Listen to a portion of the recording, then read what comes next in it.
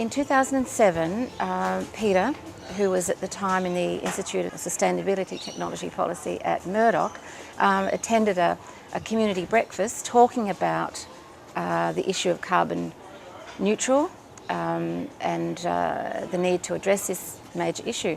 At the end of the meeting, Bart Howen from Bendigo Bank, Fremantle Community Bank, came and said, well, what can we do to do this at a community level? And Peter spontaneously said, well, we're involved in the local school, why don't we see if the school can become carbon neutral?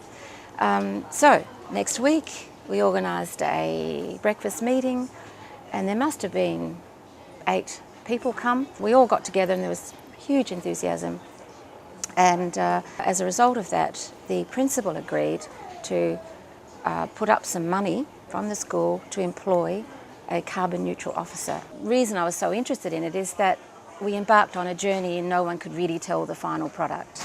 And we knew, though, along the way lots of things would happen, new partnerships, and that would bring energy to the school. So we started. As soon as I started at the school, we employed an independent auditor to look at what our carbon footprint was. We ended up with a carbon footprint of 567 tonnes of greenhouse gas emissions. So my job was to turn 567 tonnes to zero. We had a plan, and the plan was to do 3 things. One was to reduce our carbon emissions by behavioural change, so turning off lights, turning off computers, using heaters and cooling devices carefully, retrofitting, replacing data equipment with equipment that is more efficient. The second thing was to purchase renewable energy, either installing solar panels, wind turbines, and also purchasing green power from Synergy, so all that energy would come from a renewable resource. And the third thing was carbon sequestration by tree planting. You know, our audit document, we took the audit document and I looked at where our biggest emitters of greenhouse emissions were, and our biggest emitter was lighting. So I got a lighting engineer in and said, you know, what can we do about reducing that? He said $100,000. I said, great, I'll wait till I get $100,000. When the project began, I had no budget, but there were so many other things to do that didn't require money.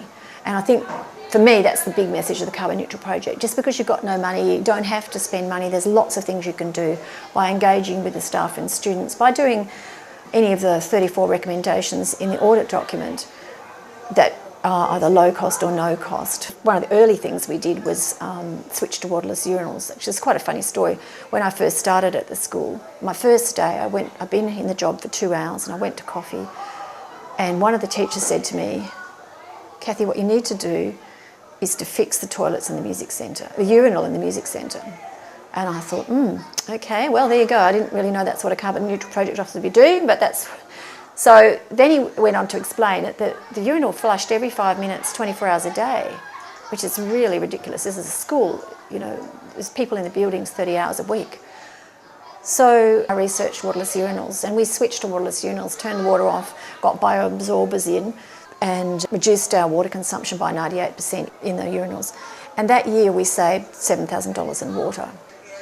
So with that $7,000, we replaced all the 40-year-old single flush toilets with dual flush toilets, 4-star dual flush toilets.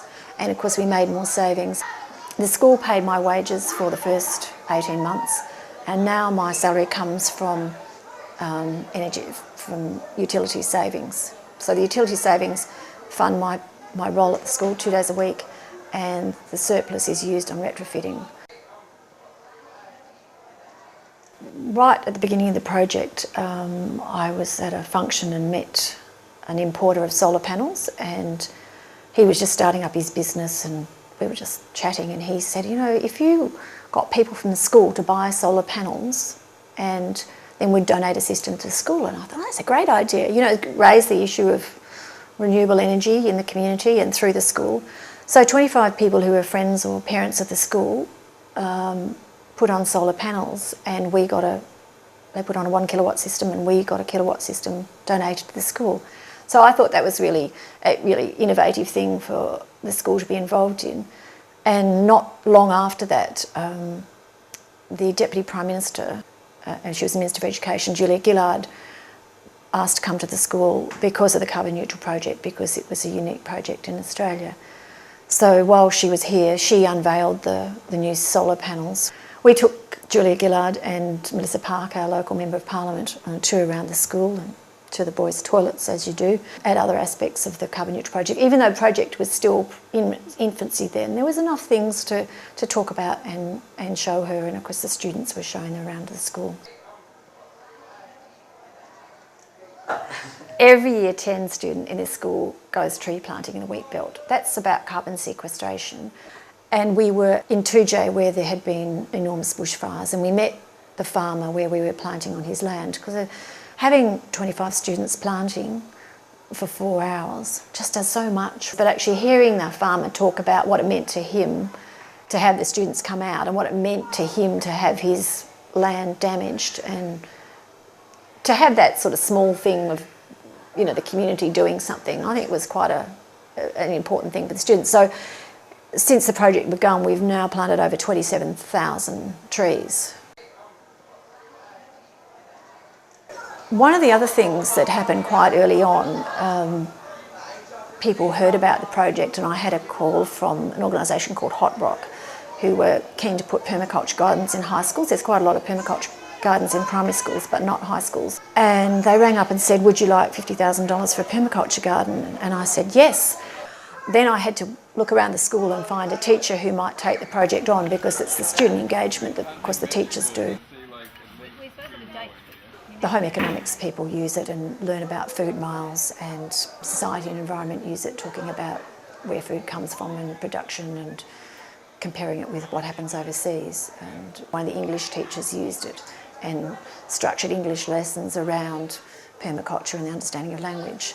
So the garden can be a way of understanding how we fit in the world. Enjoy it, for goodness sake. It's a good day. I'm Leo Conti. I'm one of the heads of department at South Freo Senior High School, and welcome to one of my classrooms. We talk about values, we talk about skills, and we talk about content. Well, our content's here, right in here, and here's my content that I actually work with. My skills, well, that's all around me, and showing the kids how to actually plant material, how to actually use what we have and use it in a really sensible and in a manner which respects conservation. And very much we look at values, which I'm trying to remember, besides recycling, reusing. Help me out here. Recycling, reusing. Hang on a sec, this is where we use our students. What's our three R's? Recycling, reuse, and? Reduce, reuse, recycle. Don't you just love it when it comes together? Reduce. I actually say our fourth important value is to rethink. If we start to rethink, we'll start to get some balance together. And in many ways, that's what brings in our curriculum in S&E with the carbon neutral and the actual sustainability programs that we run here. This year what we're doing is using this classroom here to plant out our soup beds. We're going to harvest what we're growing here, take it down into the canteen, clean it, prepare it, cook it, and then actually sell it at lunchtime as a very healthy soup back to the students. And whatever money we make, well, we allow the cycle, replenish the garden. So that really fits in with the carbon neutral project. It's not just about light bulbs and hot water systems anymore. It's embedded through the whole of this curriculum, and then that's part of the national curriculum as well, as building sustainability into the school curriculum. So we kind of got a head start on that, which has worked really well for us. There's a lot of goodwill for this project. I don't know quite what that is, that people seem to be interested in the broader community, and and the school is increasingly interested. When I first started here, I think it would be fair to say the principal was very supportive, and some of the staff were fabulous. They were immediately engaged and attended the carbon neutral breakfast in their own time. However, there was quite a lot of staff who were, oh yeah, well, this is the next best thing, how long is she going to be here? Nobody said that, of course, but I kind of got that feeling. So they needed to see that this was a sustainable project for them to engage in it wholeheartedly, and that's happened over time. And there's some learning areas who engage more easily, such as science and society and environment, but individual teachers across the curriculum switch onto it. We had a new principal, and she was keen to get some feedback from the school community, the parents, the teachers and the students, on what they thought about the school. I think it was 90% of students identified the Carbon Neutral project as something that made their school different. We've progressed a lot from where we started off. Now that we've got the veggie patch, the green gardens and all that, and we're the first carbon neutral school in Australia. We are. Keeping the world healthy for not our generation, but our kids' generation, their kids' generation. Planning ahead. Bettering the environment. And if we start now, even though we probably have left it a little bit late, we can reduce the impacts of what will happen in the next 100 years or so. A lot of schools are taking up the whole climate change sort of, to copy us. But the fact that so many of them actually knew about the Carbon Neutral project, because you just think sometimes this could go straight over their head, but so they were switched onto it, and a lot of that's due to their particular learning areas where their teachers have made the link to whatever they're doing in class back to what I'm doing. That's the way you've got to think about the environment. Think about the next person. The next person. That's good. The beauty of the Carbon Neutral project is that it just encompasses everything. And the most powerful thing for me has been to see that it really sits so well and resonates so strongly with this local community around Fremantle. It's actually found its feet, I think, and we saw that really strongly at the Community Cabinet last year when the Prime Minister came here. The reception, for example, that I got when I made a welcoming speech at that forum, which primarily centred around the Carbon Neutral project, the endorsement that I got back from people at the end of that was just amazing. Much stronger and more positive than I would have ever dreamed, really. And it really adds some heart and soul to our school. I think what's very exciting for us is to be involved with this process, to say that we actually were involved in having the first carbon neutral school in Australia officially certified. That's a great achievement and something that the entire school should be proud of, that we're proud of, and that the other schools can look to South Fremantle Senior High School now as an example of what is possible. The issues today are bigger than they used to be, like global warming and all that junk we see. Today's a day we change to make it better. This is better than writing a letter. I'm the root eater, so please don't take me low. I don't just listen and go with the flow. I will do anything to live in that past, but the time I'm living goes way too fast.